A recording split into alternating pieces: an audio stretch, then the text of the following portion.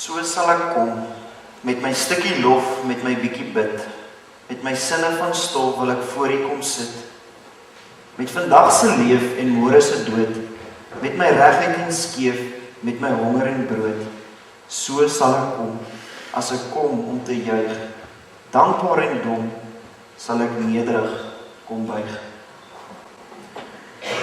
Nee, dit is 'n pragtige gedig, wat eintlik iets van ons menswees sê, van hoe ons net kom om voor die Here te kom sit. Ja, ons sit elke en ons het gebrokenheid in ons, maar die Here is vir ons lief net soos ons is.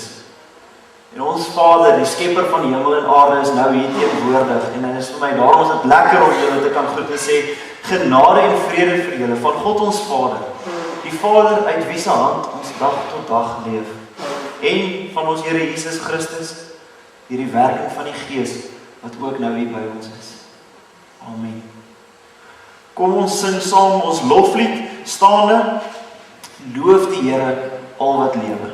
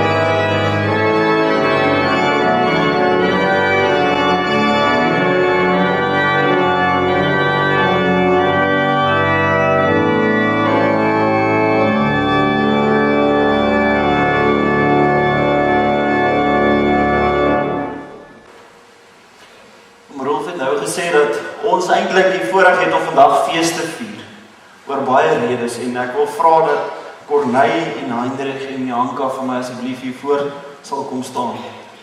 En terwyl hulle vorentoe kom, wil ek so lank die storie vertel, om Rolf het laas vir die wat in die tweede diens hier was, die mooi storie vertel, en ek wil graag die storie van om Rolf vertel, maar onthou dit is om Rolf se storie, so as ek om dalk so 'n bietjie met 'n twist vertel, julle kan hier sou kom staan, ek gaan nie by julle kom staan. As ek dalk 'n bietjie anders vertel, verskoon my want ek hier voor hier so op hierdie gedeelte, dan kan jy sommer net hierdie kant toe kyk. Nou, ja, jy is besig nie. Maar Rolf vertel die storie van die bokkie wat gewy het En hy het gesien hoe daar in die verte 'n herder is wat skapies oppas. En hy het toe gesien, maar hy wil ook skapies wees, want hy sien die herder vat hulle na weivelde toe. Hy sien hoe die herder hulle na water toe vat. En hy weet dat alle bokkies op 'n stadium geslag word. Maar hy het besluit, hy gaan na die herder toe gaan en vir die herder sê dat hy wil ook 'n skapie wees. En hy wil ook 'n skapie wees. Ja, jy mag groet en vriendelik wees. Hy wil ook 'n skapie wees en hy gaan na die herder toe en sê, ek wil ook 'n skapie wees. En die herder sê vir hom, ja, jy kan ook 'n skapie wees, maar jy moet weet, ek gaan my hande op jou lê. Jy gaan doodgaan as 'n bokkie en jy moet lewe weer as 'n skapie en dit gaan dalk vir jou seer wees. En hy dink oor nie, maar dis nie so erg nie, want alle bokkies gaan in elk geval dood en so hy kan maar doodgaan as 'n bokkie en dan weer lewende word as 'n skapie. Dis nie so sleg nie. En die herder lê toe sy hande op hom en hy word 'n skapie. Nou skapies, weet julle, is vir my baie kosbaar. Ek het met my skapies gaan werk hier naweek. Absolute wonderlike goed, so ek hou verskriklik baie van die storie. Maar hy loop so tussen die skapies rond en nie lank aan daar sien jy 'n ootjie waarmee hy kan afhak. En hy hak af met die ootjie en nie lank daarna nie is daar 'n kleintjie gebore. En toe die kleintjie gebore word, is dit 'n bokkie. En toe hulle daaroor dink en hulle kyk na die trot, toe besef hulle, maar al die skapies was eers bokkies gewees. En die herder kom en hy sê, nee, maar hierdie is my bokkie en hy is gebore in my trot, so daarom merk ek hom as deel van ons trot. En hulle het geleer die ma en die pa om die klein bokkie te laat bler soos 'n skaap, laat hop soos 'n skaap, laat hardloop soos 'n skaap. En nader kon hulle sien, dit is 'n skaap, maar hy lyk nog steeds soos 'n bokkie. Want, dit het hulle nie bekommer nie, want hulle het geweet, eendag sal die bokkie na die herder toe moet gaan en sê, maar ek wil ook 'n skaap word. Is dit waar die storie stop? Ja. Hy stop daar. Dis 'n pragtige storie. En ek het ook baie oor dink oor die storie, dink is eintlik so van pas vir vanoggend. Want ons almal is gebroken en ons almal is eintlik bokkies wat na die Here toe wil kom en op 'n stadium wil skaap word. En vandag hoor ons hoe mense openbaar van hulle geloof bely. En dis mooi om te sien dat mense 'n lewensreis al gestap het en sê, maar ek wil ook nou 'n skaap word in terme van ons storie, en waar jy hoef nie te bler nie. En ook om 'n klein bokkie vanoggend te kan merk as deel van ons trop. Dis baie, baie, baie mooi. Ek gaan die volgende vir ons voorhou. Aangesien julle die kerkraad oortuig het van julle genoegsame kennis van die Bybel en van die leer van die kerk en van julle persoonlike geloofsvertroue, het die kerkraad met blydskap toestemming verleen dat julle in die openbaar julle geloofsbelijdenis mag aflê. Daarom versoek ek julle om voor God en sy gemeente op die volgende vraag opreg te antwoord.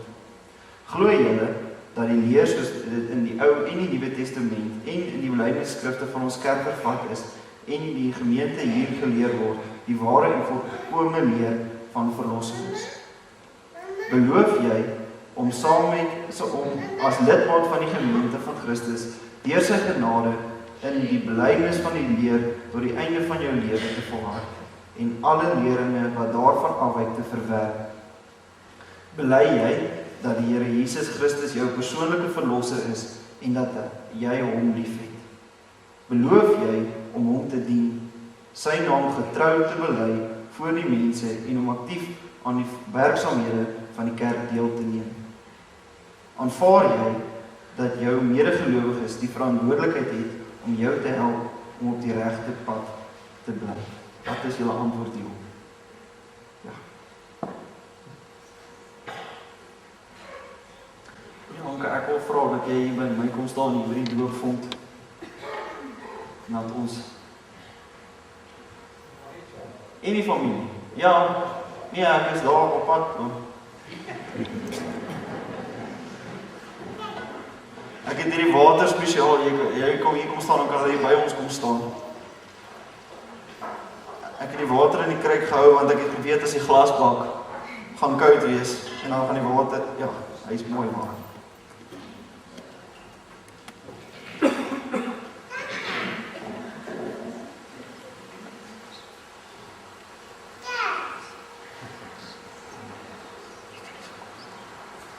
Ja, kom staan by, jy kan by jou kom staan. Ja, ek voel. Nou sê, ons wat nou jou ook doop.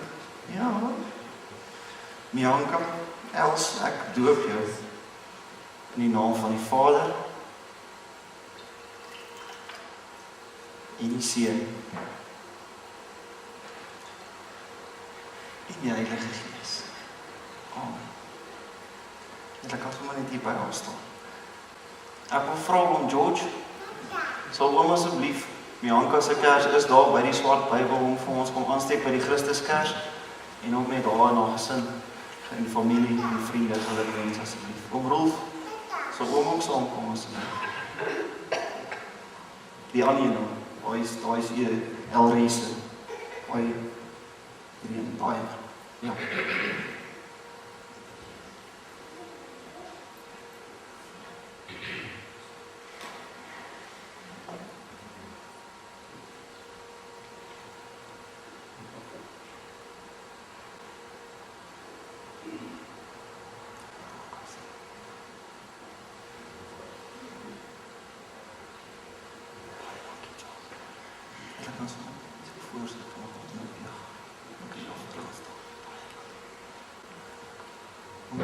Voorbly sit. Ons nie verg. Op grond van die genadeverbond, soos verseël deur die doop en kragtens die belydenis wat julle sopas afgelê het, word hiermee verklaar dat julle belydende lidmate is van die Nederduitse gereformeerde gemeente Kameeldrift. Gemeente, ons as geloofsgemeenskap het die verantwoordelikheid om saam met hierdie mense wat nou openbaar hulle geloof te bely het, verder te stap en hulle met oop arms in ons trop te aanvaar, in liefde saam met hulle te loop en saam met hulle te reis as mense en as geloofsgemeenskap. Aanvaar julle verantwoordelikheid daarvoor. Ja. Kom, ek wil vir julle graag 'n gebed doen as belydende lidmate. Here, dankie dat ons vandag as geloofsgemeenskap die voorreg het om vandag te kan hoor hoe jong mense hulle geloof in U bely. Dankie dat ons kan weet dat niemand van ons buite U genade val nie. Dankie dat hulle 'n pad kon geloop het en nou kan sê, ja Here, ons stem saam met dit wat ons van U hoor. Dankie Here dat ek kan weet dat U daarom met ander woorde saam met hulle al reeds op reis was en dat U hulle nie nou alleen gaan los nie, maar saam met hulle verder sal stap. My gebed is egter ook dat ons as gemeente verantwoordelikheid sal aanvaar om saam met hulle hierdie prys te voltooi. Dankie dat ons dit in U naam kan doen. Amen.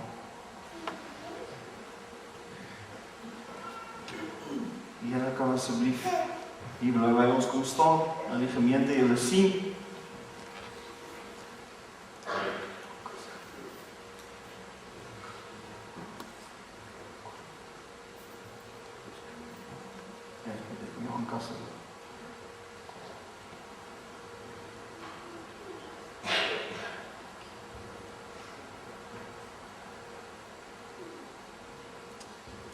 Dankie, jy kan gaan sit.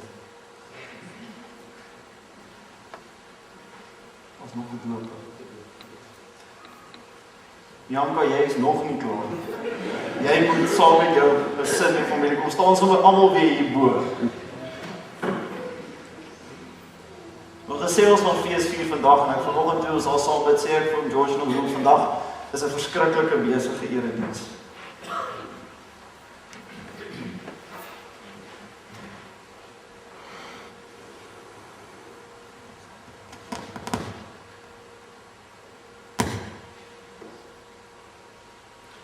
Ek gaan nie veel sê nie, ek dink ons het reeds gesê wat ek wil sê oor die doop. Maar dit is vir my ongelooflik mooi hoe hierdie mense op hulle eie reis kon gegaan het. En ons almal het met hulle gesprekke gehad, ek het voorreg gehad om met hulle te gesels en dit is vir my mooi om hulle storie te hoor. Dit is vir my mooi om te hoor hoe hulle kind wil doop en oor die regte redes wil doop. Dat ons vandag hier kan sê, Here, dankie dat U ook vir klein Elries in U genade vasval. Dit is so baie mooi. So ons het nie die voorreg om haar ma te dood nie, maar ook vir Elries Dan vra ek dat julle hier by my sal kom staan. Julle kan almal hier by ons kom staan, kan vashou, al pragtige kroon. Het julle al 'n kroon gesien? Sy is verskriklik mooi. Sy lyk soos 'n klein prinsesie.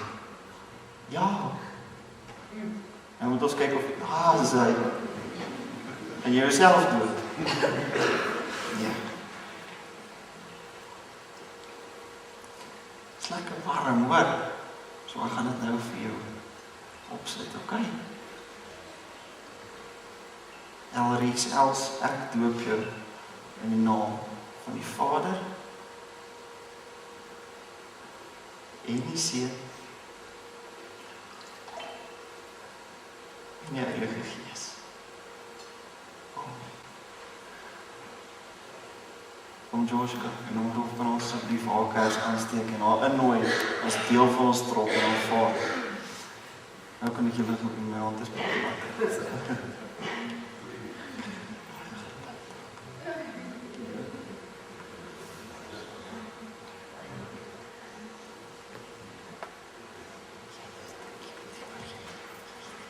Hoe oud het julle nou weer gesê, sy is 16, 18 maande. 17 maande. Toe ons nou die dag met hulle gesels, sit ons daar in die kantoor, maar sy is 'n klein bol energie. Sy hardloop rond, sy die kluis amper, daar is al so 'n gedeeltetjie van 'n rand, sy daarmee speel. Dit is vir my altyd lekker om te sien hoe kinders kan speel en eintlik die voorreg wat lewe is. En as 'n kind so klein is, dan besef ons eintlik ek wens baie keer ek kan net soos 'n kind wees en hierdie lewe geniet en net glimlag. En dit was vir my so mooi om te sien hoe Mianka en Jacques so vir haar kyk en net glimlag as hulle sien wat sy doen. Dit is vir my ongelooflik mooi. En ons glo dat ons Here vir ons gesterf het aan die kruis. En as 'n geloofsbelijdenis en dit wat ons glo, wil ek hê dat ons op antwoord met hierdie doop moet saam sing, enigste Here, enkele wese.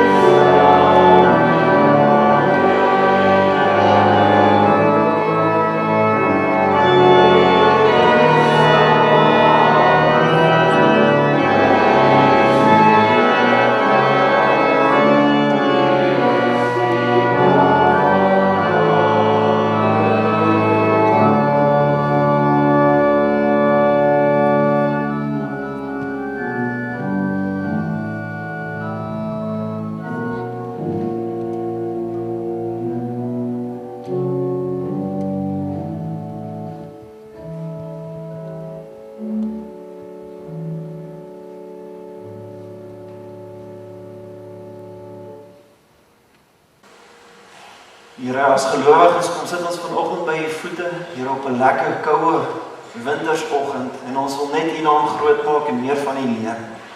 Here, daarom weet ek nou dat u met ons sal wees in hierdie erediens. Dankie dat ek kan weet dat u hier is. Ek bid dat u ons elkeen sal vashou. Dankie dat ons kon fees vier oor die lewe van 'n kind. En dankie dat ons mense in die trop kan innooi en dankie dat ons kan deel wees van die trop.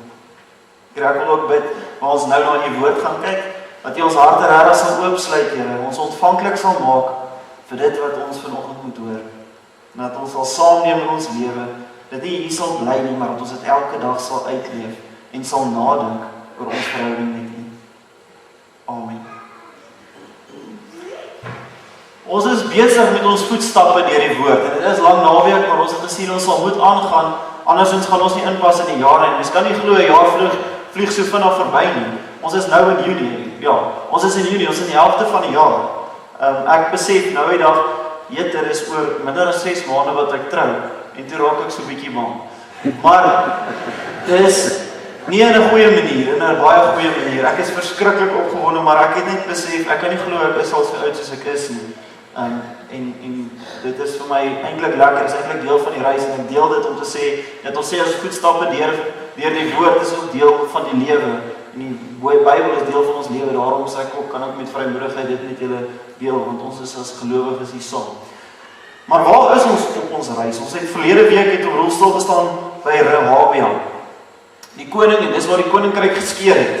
Die koninkryk was nie meer een nie, hulle het gesplit, en Rehabia was koning van die Suidryk, en Jerobeam was koning van die Noordryk. En as jy die verhaal van daaraf gaan lees, en ek wil nie alles vooraf gaan nie, jy onthou waar ons begin het, en jy kan dit weer gaan opkyk, maar as jy dan gaan lees, van Rehabeam af, en die Jerobeam, waar hulle konings is, jy gaan lees die verhaal van Rehabeam af, verder, in die Noordryk spesifiek, sal jy lees, hoe die konings afvallig geraak het. Jy sal hoor, hierdie koning het aangekom, hy was seun van die, seun van daai, en hy het gedoen wat verkeerd is in die oë van die Here. En dan kom die volgende koning, en hy het gedoen wat verkeerd is in die oë van die Here. En dan so gaan die hele verhaal in die konings aan, tot by 1 Koning 17, wat ons vanoggend gaan saam lees, wat ons bring by die storie en die verhaal van Elia. So, voor ons daai gedeelte, hy kan vir ons op die bord kom, saam lees. Ek gaan hom net uit die Bybel uitlees, andersins, ek dink ek is nou die dag uitgevind, ek is dysleksies, ek kan nie daar altyd lees nie. Maar voor ons die gedeelte saam lees, wil ek vir jou vir die volgende vraag.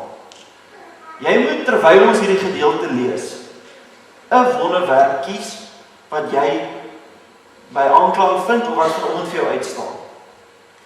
Dan wil ek verder vir jou vra, as jy hierdie wonderwerk gekies het, moet jy dink, of sien jy nog spore? Met ander woorde, sien jy gedeeltes van hierdie wonderwerk, wat jy gekies het, nog in die lewe vandag? Nou, as ek die teks klaar gelees, sal ek 'n voorbeeld noem wat ek daarmee bedoel, maar ek wil hê jy moet dit voor die tyd daaroor dink, sodat jy, soos die teks lees, 'n wonderwerk kan kies, want hierdie gedeelte gaan eintlik net oor wonderwerke, behalwe die eerste gedeelte. So kom ons lees daar 1 Koning 17, vers 1 tot 24. Elia die Tisbewit was 'n bywoner uit Gilead. Hy het vir Agab gesê, so seker as die Here leef, die God van Israel, in wie se diens ek staan, daar sal die volgende paar jaar geen dou of reën val nie, behalwe as ek so sê. Ek wil net op die punt sê, die tema van vanoggend is uit die Vaderhand.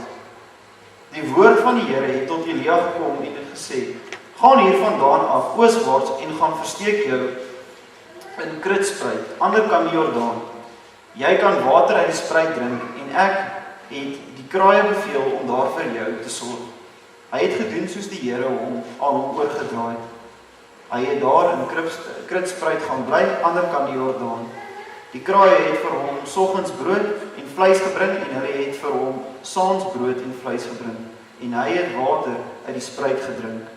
Uiteindelik het die spruit opgedroog, omdat die land nie reën gekry het nie. Toe het die woord van die Here weer tot Elia gekom en gesê, gaan na Sarfat toe by Sidon en gaan bly daar. Ek het 'n weduwee daar opdrag gegee om vir jou te sorg. Hy gaan toe na Sarfat toe, en toe hy by die poort van die stad kom, was daar 'n weduwee net besig om houtjies op te tel. Hy vra haar toe, gee my asseblief 'n bekertjie water om te drink. Terwyl sy dit gaan haal, roep hy agter haar aan, bring vir my asseblief 'n stukkie brood saam. Toe sê sy, so seker as die Here en God leef, ek het nie meer brood nie, net 'n handvol meel in die kruik en 'n bietjie olie in die erdekan. Ek maak nou maar 'n paar houtjies bymekaar, en dan gaan ek vir my en my seentjie iets klaar maak om te eet. Daarna moet ons maar doodgaan. Elia sê vir haar, Moenie bekommerd wees nie. Gaan maak dit klaar, net soos jy gesê het. Maar maak eers vir my 'n roosterkoek en bring dit hier. Daarna kan jy vir jou en jou seentjie sorg. So sê die Here, die God van Israel. Die meel in die kruik sal nie opraak nie, en die olie in die kan sal nie minder word nie, totdat die Here dit weer laat reën het op die land. Sy gaan maak toe soos Elia gevra het. Van toe af het hulle genoeg gehad om te eet, hy en sy en haar gesin. Die meel in die kruik het nie opgeraak nie, en die olie in die kan het nie minder geword nie, soos die Here deur Elia beloof het. In die tyd het die vrou, die eienaars van die huis, sy seentjie siek geword. Hy het al hoe sieker geword, totdat hy die laaste asem uitgeblaas het. Toe sê sy vir Elia, kyk wat het u my aangedoen, man van God? Het u na my toe gekom, om my sonde aan die lig te bring, en my seentjie daarom te laat doodgaan? Hy sê vir haar, gee jou kind hier, en hy tel hom van haar skoot af op. Toe dra hy hom na die bokkamer toe, waar hy thuis gegaan het, en lê hom op die bed neer, en bid tot die Here. Here my God, wil u nou, oor hierdie weduwee by wie ek bly, 'n ram bring, deur haar kind te laat sterf? Toe gaan lê hy 3 maal bo oor die kind, en smeek die Here, Here my God, laat die lewe tog terugkom in hierdie kind. Die Here het Elia se gebed verhoor, en die lewe het teruggekom.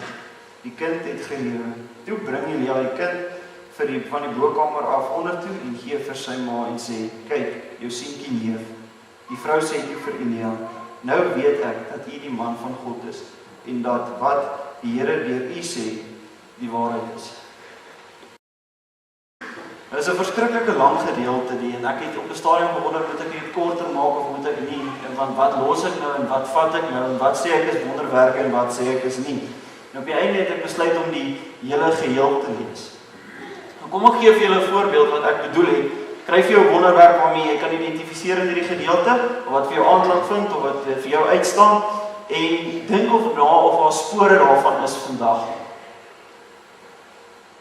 As ek 'n voorbeeld vat, sal ek sê die kraaie wat vir Elia kos bring.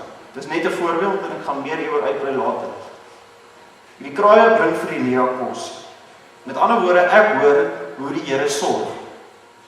Nou, hoe sien ek spore daarvan vandag nog? Ek is bevoorreg genoeg om 'n werk te kan hê, sodat ek geld kan verdien, sodat ek kan kos hê om vir my familie te sorg. En op daai manier sien ek iets van hoe die Here sorg. Dis net een voorbeeld. Maar ek wil hê dat jy self moet nadink. Ek wil hê dat jy moet nadink oor wat die wonderwerk vir jou uitstaan en of jy spore daarvan nog sien vandag. En terwyl jy daaraan dink, sal ek vir ons 'n paar aanmerkings maak oor hierdie teks en oor die algeheel.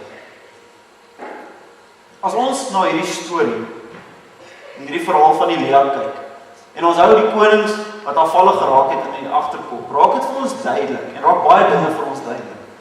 Die ding wat vir ons die duidelikste word, is waarom gebeur hierdie spesifieke wonderwerke van hoe God sorg. Want die konings het afvallig geraak. Hulle sien nie meer die Here as die koning oor hulle lewe nie. Hy is die een uit wie se vaderland hulle elke dag leef, maar hulle het afvallig deur hom geraak. So die Here wil vir hulle sorg, maar hulle sien nie raak dat hy vir hulle sorg nie. Maar tog sorg die Here, en daarom is hierdie wonderwerk en die verhaal van Elia wat vir ons vertel. Dalk moet ek net so 'n bietjie my eie vertaling sê om te probeer sê wat ek nou gesê het. Mense sien nie dat God vir hulle wil sorg nie. Hulle draai hulle rug op die Here, die een wat skepper is van die hele aarde, die een wat vir hulle sorg, die een uit wie se hand hulle elke dag leef, maar hulle sien dit nie meer raak nie. Nou gebeur daar iets in die land, maar hierdie mense wat hulle rug op die Here gedraai het, kry swaar. Hulle het nie kos nie, daar is dan droogte, maar hulle hoor van hierdie man wat vir hulle gesê het, die Here gaan droogte bring, maar hulle hoor van hierdie man, hulle hoor hoe die Here vir hom sorg. Hulle hoor hoe hy deur kraaie vir hom kos bring, hulle hoor hoe hy by 'n weduwee vir hom kos reël, en hulle kan op 'n ander manier sien hoe God sorg wat hulle nie raak gesien het vroeër. So daarom sien ons hierdie spesifieke wonderwerke in hierdie gedeelte. Daarom sien ons hoekom die Here vir Elia sorg, want die volk sien dit nie raak nie en hulle het afvallig geraak teenoor hom.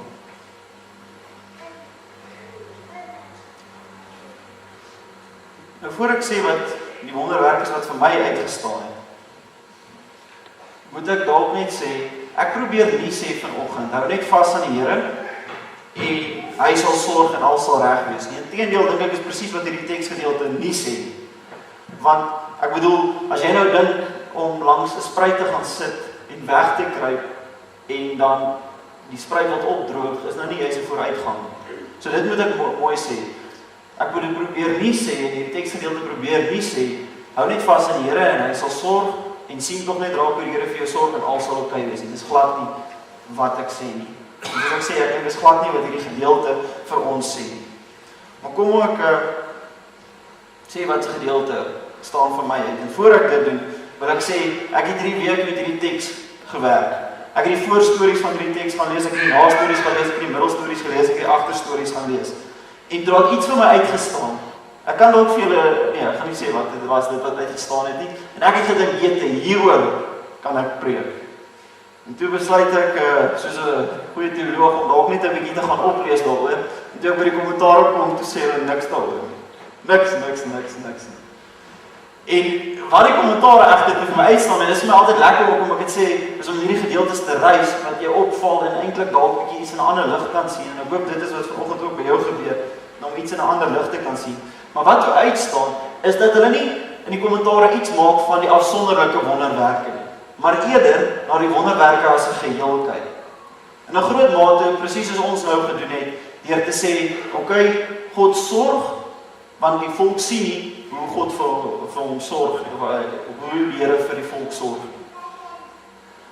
Maar, daar's een aspek waar baie op klem lê in al hierdie wonderwerke waarvan ons lees. Insluitend as jy die volgende gedeelte gaan lees, gebeur daar nog wonderwerke. Sê hulle nie veel daaroor nie, behalwe oor een ding. En dit is die feit dat hy vir die weduwee gaan kos vra het. En die rede daarvoor is, sy is dan juist van die armstes. Nou hoekom gevra het by haar kos, as daar eintlik ander mense is wat ryk was, wat eintlik veronderstel was om meer te gehad het, by wie sy kon gekry het. So, dus alkohol gaan sy nie na die ryk man toe nie, want hy moet ons nog baie beeste hê, so hy moet toch nog die meeste kos hê, maar hy gaan juist na die weduwee toe. En dit maak hulle baie van. So, die wonderwerk wat vir my uitstaan in hierdie gedeelte wat ons saam gelees het, is waar die weduwee dit, die bietjie wat sy het, met Elia deel. En hoekom staan dit vir my uit? Want dit is 'n paradoks. Sy moet gee, vir Elia gee, om te kan hê, om genoeg te kan hê. En klink dit nie bekend nie? Jy moet sterf, om te kan lewe. Maak dit sin? Dit doen nie. Maar dit is 'n paradoks. Daarom is dit wat vir my uitstaan, en wat ek by aanklank gevind het. Sy moet gee om te kan hê. Want, en ek wil sê, dit is 'n paradoks, en wat vir my uitstaan, wat vir my mooi is want sy gaan teen haar menslikheid. Nou ek dink so raar, as ek so 'n bietjie gehad het, kan ek nie verstaan, hoe gee sy dit wat sy het nou wragtig vir Elia nie. Om die waarheid te sê, toe ek het gelees het, toe dink ek, hoe kry sy dit reg om haarself omgepraat te kry deur daai ou? Of is haar geloofsoortuiging, dit wat sy glo, maar net van so 'n aard dat sy sê, ek kan dit doen. Maar sy gaan teen haar menswees in, en teen eintlik haar inherente mens wat vir ons sê, ons moet tog net na onsself sorg, en sy gee, en as sy gee, dan het sy. Dis 'n paradoks. Dit maak nie vir my sin. Dis amper een van die oomblikke, as iets waals gebeur, dan sit jy mos jou hand van jou mond en sê, sjoe, ek het nie cooking clue hoe hierdie nou gebeur het nie. Ek verstaan nie hoe ons tot op hierdie punt gekom nie. Want ek het eintlik niks nie, maar tog het ek baie. Maak nie sin nie, maar tog maak dit sin. Maar moet ek op hierdie punt sê, ek hoop nie is by, want Lenay, toe ek en sy gister hieroor praat, sy is nie vanoggend saam met my nie, toe ek het vir haar sê, toe sê sy, jy preek nou my bietjie teen mekaar. Maar dis goed, dis goed. Toe sê ek vir haar, moenie worry nie, dit kom nog, en ek hoop dit kom. Sy maak vrede met dit paradoks. En hoekom ek praat van hierdie ding is, want ons moet vrede maak, en leer om vrede as gelowiges te maak, met paradoks in die lewe. Maar dit is tog so moeilik. Ek bedoel, hoe moet ek gee? Maar ek moet ook my kar in die gang hou. Ek moet ook my kinders deur die universiteit kry. Ek is nog daarom nog nie daar nie. Maar ek moet ook my kinders op die universiteit kry. Ek moet ook trou. So maar ek moet gee. En dis moeilik. Maar as ek vrede maak met die paradoks, beteken dit dat ek vrede maak met dit wat ek het, is eintlik ook maar net die Here se. Dan dink ek anders oor dit wat ek het. Met ander woorde, kom ek sê presies dieselfde woorde. Ek het vrede met die feit dat ek 'n kar het, want dit is tog nie myne nie. So ek kan vriendelik wees met die mense in my kar, want dit is nie myne nie. So ek kan vriendelik wees met my gesin, ek kan vriendelik wees met my mense. Ek kan maar trou, en dalk het ek dit om te leef nie, maar tog het ek baie, want ek het Lenay. Volg jy? Dis 'n paradoks. Maar dit moet ons vrede maak. En hieroor kan ek baie praat. So as jy met my daaroor wil gesels in die paradoks van die lewe, kom drink saam met my 'n koppie koffie. Maar kom ek kom terug by Elia se verhaal. Ek het begin hier vir jou te vra, wat is die wonderwerk waarby jy aanklank vind? En sien jy nog spore van daai wonderwerk in die lewe vandag? Nou ek kan nie vir jou sê in terme van wonderwerke, waarom gebeur sekere dinge en waarom gebeur sekere dinge dalk nie. En ek wil vandag vir jou sê, ek probeer dit nie vereenvoudig nie, maar ek wil dit so prakties as moontlik maak vir ons en dat ons daar iets daaruit kan kry. Wat ek wel kan doen in hierdie gedeelte, is sê hoe ek hierdie gedeelte verstaan op grond van dit wat ek gelees het, maar ook hoe ek nadink oor hierdie. En hoe help hierdie gedeelte my om bietjie vrede te maak met wonderwerke, maar ook met die paradoks van die lewe. En om dit vir julle te kan verduidelik, moet ek begin by die lewende water wat ek hierdie week geskryf het. Ek het dit gelees. Dis al mense wat gelees het. Nou net weet hoeveel moet ek vertel. Ek moet baie vertel. Ek ry so 2 weke, nee, week terug, ry ek kinderhuis toe. En op daai punt is ek op 'n laagtepunt. En terwyl ek so ry, toe speel daar 'n liedjie van Ed Sheeran. Die liedjie se naam is Photograph. En die woorde van die liedjie se begin is: liefde maak seer. En dit kan soms seer maak, maar liefde is die enigste ding wat my ophou, waarvan ek weet wanneer ek ook val. En hierdie liefde is oomblikke, pragtige, mooi, noem dit nou maar sterk oomblikke, daai oomblikke wat ek nou van gepraat met jou hand voor jou mond sit en sê ek kan nie glo nie, wat ons vasvang. Gaan kyk na familiefoto's wat jy daai herinneringe wat jy nooit sal vergeet nie. Jy sien dit en is vasgevang. En die liedjie sê daai oomblikke is vir altyd vasgevang. Want die mense smaal, hulle oë knip nie en hulle is net gelukkig in daai prentjie. So liefde maak seer, maar liefde is die enigste ding wat ons vashou. Toe ek dit hoor, toe dink ek na in daai selfde tyd wanneer ek sê dit gaan met my sleg. Dink ek na oor wat so mooi stories is daar. Ek dink toe onder andere oor die groepe wat by mekaar kom. Ek sien hoe ek is nou op die Woensdaggroep en een van die Woensdagoggende groepe en ek sien hoe daai mense mekaar ondersteun en help en grappies deel en praat en ondersteun op verskeie vlakke. En ek dink, "Jesus, dis mooi. Dis mooi liefdesstories wat ophou wanneer dit eintlik sleg gaan." Ek dink toe oor die ander donderdag 'n vrouegroep wat saam brei. Ek dink hoe hulle komberse maak en hulle doel is komberse aan mekaar te slaan en te hekel, sodat hulle vir ander mense kan help. En ek dink, dis mooi. Ek dink aan hoe ons by Kampkeer as gemeente vir ander mense sorg op so baie gebiede, of dit nou opleiding is, of dit is deur kos te gee, of wat ook al. Dink ek vir myself, dis liefde in 'n ander vorm. Dis mooi oomblikke wat ten spyte van dit wat aangaan, maar eintlik ophou. En daai oomblik dink ek vir myself, waaroor voel ek sleg? Want ons so mooi stories en baie stories waaraan ek kan vashou wat ek eintlik oor kan goed voel. En op daai oomblik is daar 'n oom oorlede by die kinderhuis. Net toe ek op pad so toe is, want ek gaan nou met van die kinders daar praat en ek daarna opgesien en daarom het ek nie lekker gevoel nie. Toe ek in die huis kom, toe glimlag ek. En die een, my dogter vra vir my, "Oom, waarom lag jy? Hoekom is jy bly?" En toe besef ek, daar's so baie mooi stories wat ons aan kan vashou, wat ons ophou wanneer dit sleg gaan. Daar's so baie klein wonderwerkies wat gebeur, waarvan ek spore sien in die lewe van vandag, wat my opbou, ten spyte van wat aangaan. Ek wou iets anders sê, maar besluit ek gaan die volgende sê. Toe ek met oom George vanoggend daar gesels, toe sê oom George, toe ek van vra oom, hoe gaan dit? Toe sê hy nie, as ek nou met rede vind om te kla, sal ek kla.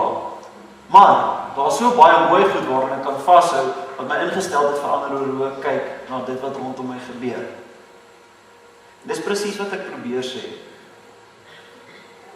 Ek het nou die hele tyd oor hy gepraat, so ek wil weer oor praat. Ek en sy sit gister op die stoep, en sy sê vir my, dis regtig van my hartseer, hoe oor alles wat sy hoor, wat gelowiges baie keer sê, is hoe sleg dit gaan en hoe ons maar net moet vashou wanneer dit sleg gaan. En sy sê vir my, en sy het nie geweet wat ek gaan preek nie, en sy sê vir my, my skat, hoekom praat ons nie meer oor die mooi goed wat gebeur, sodat ons vergeet van die slegte goed. En dis presies wat ek probeer sê vandag. Spore van wonderwerke is daar, want ek sien dit in elkeen van ons en as geloofsgemeenskap. En daarom wil ek in die eerste plek dankie sê. Maar die tweede plek wil ons sê, dalk moet ons meer op hierdie mooi oomblikke fokus. En as ons op hierdie mooi oomblikke fokus, dan besef ons, my elke dag is genade en ek leef uit die Vader se hand uit. Want God sorg vir my. Net soos hy vir Elia gesorg het met die kraai. Net soos hy gesorg het vir Elia toe hy by die weduwee gekom het. Net soos hy vir die weduwee gesorg het toe Elia by hulle gekom het. Hoekom sien ons nie die mooi stories meer raak en hou daaraan vas, hierdie spore van 'n wonderwerk. En sien maar in hierdie klein goedjies is die Here eintlik heeltyd daar en dis eintlik op sigself wonderwerke. Hou daaraan vas en besef, Here, uit U Vaderhand kan ek elke dag leef. En dankie daarvoor. Dankie dat U vir my sorg. Help my om meer op die positiewe stories te fokus, sodat ek nie die ander goeders raak sien van ons so baie stories van hoop waarin U deel is. Amen.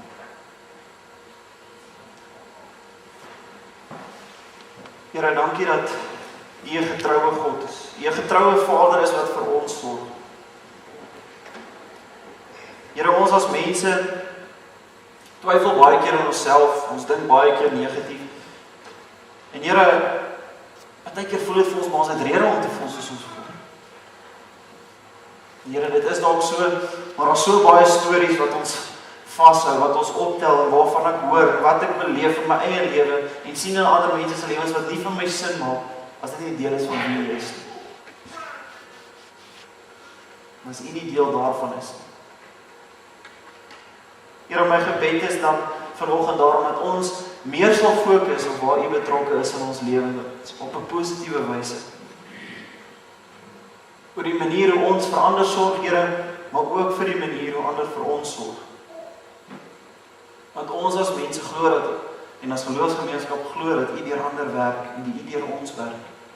Help ons om dit raak te sien en te sê, dankie dat ons uit U Vaderhand uit kan leef. Amen.